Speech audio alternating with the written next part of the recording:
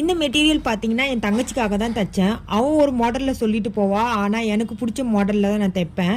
தச்சு முடிச்சுட்டு அவள் போடும்போது பார்த்தீங்கன்னா தாச்சா போச்சான்னு சொல்லி கத்துவா.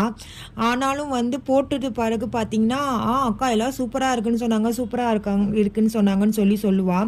நான் அப்போ கிட்ட சொல்லுவேன், நான் எப்பயுமே வந்து நான் தச்ச பிறகு நீ இப்படி தாண்டி திட்டுவேன், அதுக்கப்புறம் உனக்கு பிடிச்சிரும்னு சொல்லிட்டு. நான் பார்த்தீங்கன்னா பின்னாடி வந்து யூ ஷேப்பும் முன்னாடி வியோன்னு வச்சு நான் பண்ணேன். ஆனால் அவள் ஒரு டிசைனில் சொன்னால் நான் ஒரு டிசைனில் தைச்சேன். முன்னாடி வி ஷேப்பில் வச்சுட்டு அதுக்கு சமோசா லேஸும் கொஞ்சம் கொடுத்து டெக்கரேட் பண்ணிட்டேன். ஸ்லீவுக்கு வந்து எனக்கு துணி பத்தலை, ஹைட்டை கொஞ்சம் கம்மி பண்ணிவிட்டு இருந்த துணியில் வந்து நான் பஃப் ஸ்லீவ் மாதிரி வச்சுட்டேன். கொஞ்சம் ஃபோட்டோ எடுத்து அனுப்புடின்னு சொன்னால் அவள் இது வரைக்கும் ஃபோட்டோ எடுத்து அனுப்பவே இல்லை. அட்லாஸ்ட் இன்றைக்கி தான் வீடியோ அப்லோட் பண்ணுறதுக்கு முன்னாடி தான் ஃபோட்டோவே கொடுத்தா. என்னோட இது லுக்கு ஸ்ட்ரெயிட்டாக கொடுறீன்னா சைட் போஸ்டில் தான் கொடுத்தா. சரி ஏதோ ஒரு போஸ்ட் சரி அப்லோட் பண்ணலாமே சொல்லி அப்லோட் பண்ணியிருக்கேன். உங்களுக்கு பிடிச்சிருந்தா மறக்காமல் சப்ஸ்கிரைப் பண்ணி லைக் பண்ணுங்கள். பாய், ஹாப்பி ஆல்.